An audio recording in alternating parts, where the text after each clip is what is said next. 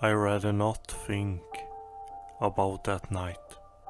I really made a mistake. But it was a mistake I must stand for. It was late that weekend and I waited for the train at the metro station. There were not many who were here at all. I had been out and drinking with my friends, so I was quite drunk. It's cold outside and I just wanted to get in to the heat. Finally, I saw how the train came into the station. I got into the train and sat down in one of the seats. I looked at the seat and noticed that it was not the same seats that I usually sit in. These were leather seats. Well, that's good enough for me. I looked around and can only see a small boy sitting further away in the carton, with probably his mother. I looked out and I saw my friend waving wildly. He has panic in his eyes. I just want to go home and lay down. For being a train, this train goes very quietly. When I looked around, the little boy stands up and throwing a ball at the window, while the little child is laughing. I'm not putting myself into that. It's the parent's job, not mine. Then I hear a music box playing in the background. As I was looking, I can see several children looking at me with icy looks. Each of the children has one music box and plays all together. I started to feel cold in here and can see my own breath while the window's starting to freeze. I get up and see several adults who are in the cart. I see that there is something weird about them, like they're not really in a solid form. I turn around and see nothing behind me. I can hear whispering of anger. Everyone is pointing to me as I turn around and run the other way. Even if I felt I was running, it doesn't feel like I'm moving at all. So scared have I never been.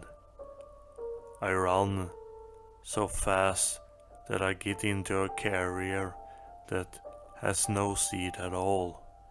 There is an old man who is the conductor. He has a smile that made me back off. Ticket, please.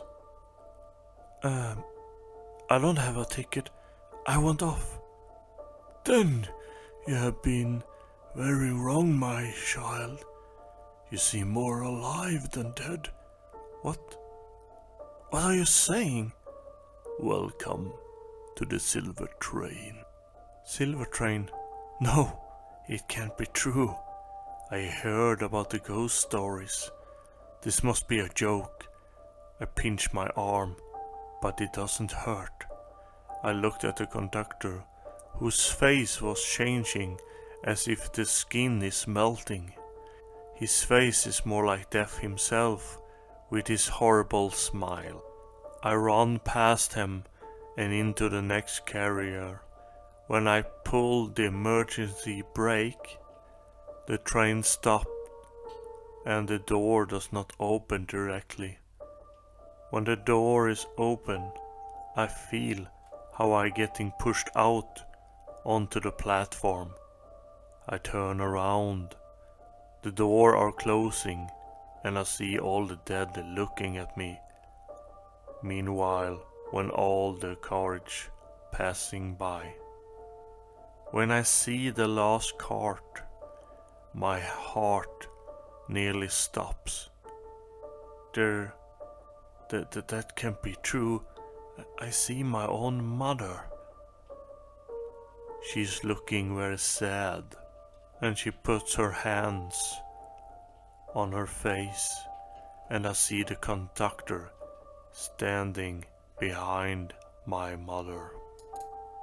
The train disappeared, and I don't know what to say. Confused and scared. I don't know what to do.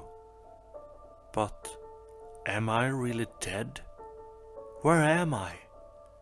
I read a sign, Kimling, and get even more horrified. It slams into my chest. What is happening? What is this pain? Suddenly I screamed and looked up, confused. My friend stands and cries while two ambulance driver is over me and starting CPR. I look in shocked and see a car. My friends froze over me and weeping, and I ask myself, what happened? And one of the drivers looks at me and tells me, you were lucky. Had the train hit the car a little more to the right, then you had no chance of survival. But it's my painful duty to say that your mother's injuries were so severe that we couldn't save her life. I'm sorry for your loss. Do you want me to refer you to one of our psychiatrists? I was silent and said nothing. What should I say? That could have been me stuck on that silver train. But now, the only thing I can see in my mind is my mother going for a ride with a silver train forever.